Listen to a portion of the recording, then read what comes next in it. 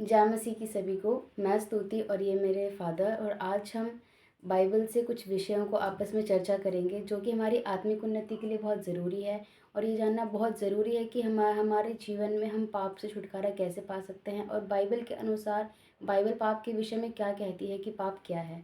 तो आप हमें कुछ बताएं। बिल्कुल। थैंक यू स्तुति। और सबको जय मसीह की। तो बहुत अच्छा सवाल है कि पाप क्या है और बाइबल के अनुसार पाप की परिभाषा क्या है, बाइबल के अनुसार पाप क्या होता है। तो मैं कहना चाहूँगा कि पाप का मतलब परमेश्वर की व्यवस्था के विरोध में किए गए अपराध पाप कहलाते हैं। परमेश्वर के व्यवस्था के विरोध में किए जाने वाले पाप को हम पाप की श्रेणी में रखते हैं। पाप वह है जो अंधकार में किया जाता है और जिसको करने से बाइबल हमें दोषी ठहराती है, उसे हम पाप कहते हैं। जिसको करने से परमेश्वर का वचन हमें मना करता है या रोकता है, उसे हम पाप कहते हैं। पाप जो परमेश्वर के विरुद्ध में किया जाए। वचन के अनुसार अगर हम देखते हैं, पहला यूहन्ना 3 उसके चौथे पद में अगर हम देखते हैं,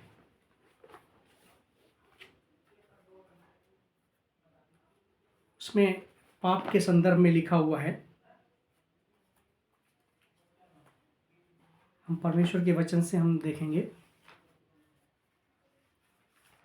पहला यूहन्ना 3 अध्याय उसके चौथे पद में लिखा है, जो कोई पाप करता है वह व्यवस्था का विरोध करता है, और पाप तो व्यवस्था का विरोध है।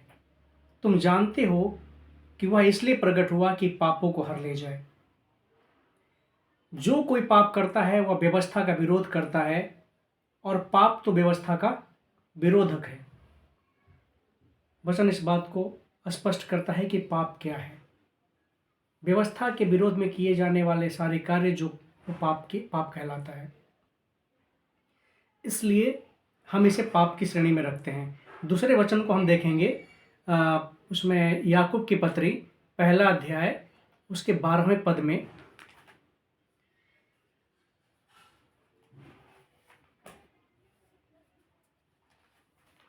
याकूब की पत्री पहला अध्याय और उसके 12वें पद में लिखा हुआ है, जब किसी की परीक्षा हो तो वह यह न कहे कि मेरी परीक्षा परमेश्वर की ओर से होती है, क्योंकि न तो बुरी बातों से परमेश्वर की परीक्षा हो सकती है और न वह किसी की परीक्षा आप करता है।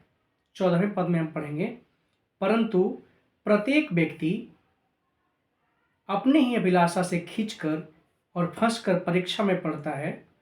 फिर अभिलाषा गर्भवती होकर पाप को जन्मती है, और जब पाप बढ़ जाता है तो मृत्यु को उत्पन्न करता है। अर्थात मनुष्य अपनी ही अभिलाषाओं के कारण खींचकर, फंसकर और पाप में पड़ता है।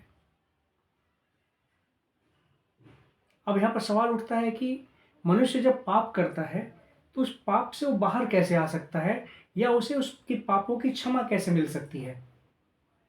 तो इसके लिए परमेश्वर का एक बहुत ही सुंदर वचन है, जिसको हम देखेंगे रोमियो की पत्री 3 अध्याय उसके 23 से लेकर के 26वें पद तक हम देखेंगे।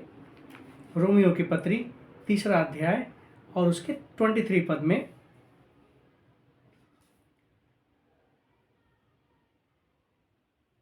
इसलिए कि सबने पाप किया है और परमेश्वर की महिमा से रहित है, परंतु उसके अनुग्रह से छुटकारे द्वारा जो मसीह यीशु में है सेंतमेंत धर्मी ठहराए जाते हैं। उसे परमेश्वर ने उसके लहू के कारण एक ऐसा प्रायश्चित ठहराया जो विश्वास करने से कार्यकारी होता है, और जो पाप पहले किए गए उन पर परमेश्वर ने अपनी सहनशीलता के कारण ध्यान नहीं दिया, उनके विषय में वह अपनी धार्मिकता प्रकट करता है। ठीक है, वरन इसी समय उसकी धार्मिकता प्रकट हो कि जिससे वह आप ही धर्मी ठहरे, और जो यीशु पर विश्वास करे उसका भी धर्मी ठहराने वाला है। तो यीशु मसीह हमें धर्मी ठहराते हैं।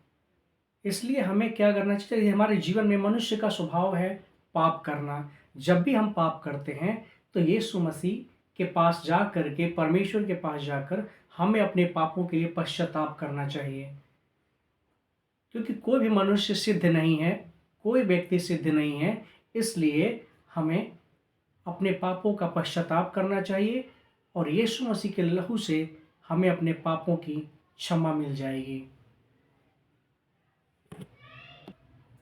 एक और प्रश्न है, हम ये कैसे सुनिश्चित कर सकते हैं कि हमें हमारे पापों की क्षमा हमें मिल गई है?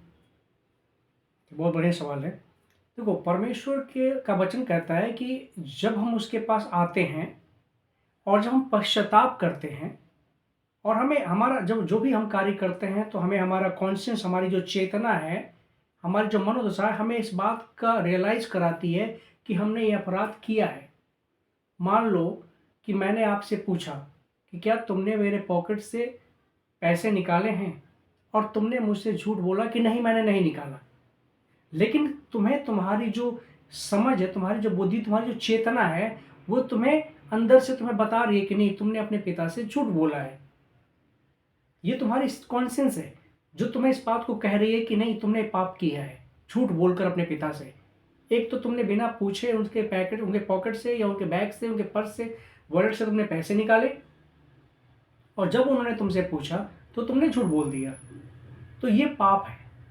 दूसरी बात कि जब तुम्हें रियलाइज होता है कि आपने पाप किया है, तो आप सडनली अपने पिता के पास जाओ और उनसे कहो कि मैंने आपके पॉकेट से पैसे निकाले थे, लेकिन मैंने झूठ बोला, इसके लिए मैं आपसे सॉरी बोलती हूँ, मैं क्षमा मांगती हूँ, और आगे से मैं ऐसा नहीं करूँगी।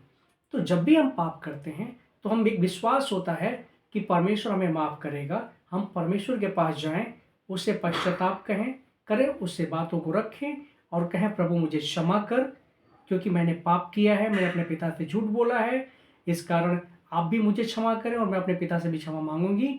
मुझे विश्वास है कि आप मुझे क्षमा करेंगे। और जब हम ऐसा प्रार्थना करते हैं तो हमारे अंदर जो पवित्र आत्मा होती है, जो परमेश्वर की आशीष होती है, हमारे अंदर इस बात को रियलाइज कराती है, परमेश्वर का वचन इस बात का रियलाइज कराता है कि परमेश्वर ने हमें क्षमा कर दिया है। एक अद्भुत सा एक एहसास हमारे शरीर में, हमारे मनों में, हमारे विचारों में आता है कि परमेश्वर ने हमें क्षमा कर दिया। इस प्रकार से हम जानते हैं कि हमारे पापों की क्षमा हो चुकी है। Thank you. आपने जो पाप के प्रति जो प्रश्न है उसका बहुत अच्छे से जवाब दिया। हमें विश्वास है कि आप सभी को इस बारे में समझ में आ गया होगा। जैसे कि मनुष्य का स्वभाव है पाप करना, बिल्कुल। और हमारे अंदर ये होना चाहिए कि अगर हमने पाप किया है तो हम अपने, जिसके विरुद्ध हमने पाप किया है उससे और परमेश्वर से हमें हमेशा क्षमा मांगनी चाहिए अपने पापों की, और ये विश्वास रखना चाहिए कि परमेश्वर ने हमें क्षमा किया है। जिस प्रकार उड़ाऊ पुत्र ने अपने दिनचर्या पे, अपने जीवन पे, जिस प्रकार उसने जीवन के अपने सारे पैसे उड़ा दिए, उड़ाऊ पुत्र की अपने कहानी में पिता हम से देखते अपने हैं। पिता से सारी संपत्तियों को लेकर के अपने और पिता से अलग हो गया, और संपत्ति उसके को, बाद उसने अपने अय्याशी में उसको उड़ा दिया। बिल्कुल।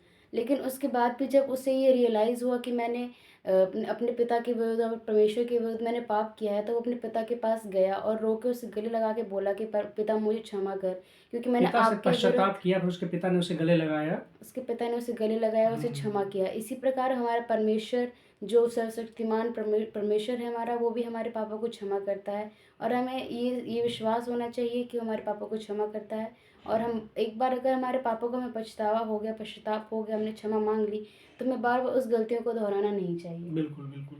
तो आज के हमारे इस वीडियो में यही था। अगर आप लोग को इससे आशीष मिले और आप लोग इस वीडियो से जो भी सीखते हैं अपने जीवन में उसे ज़रूर लागू करें। धन्यवाद।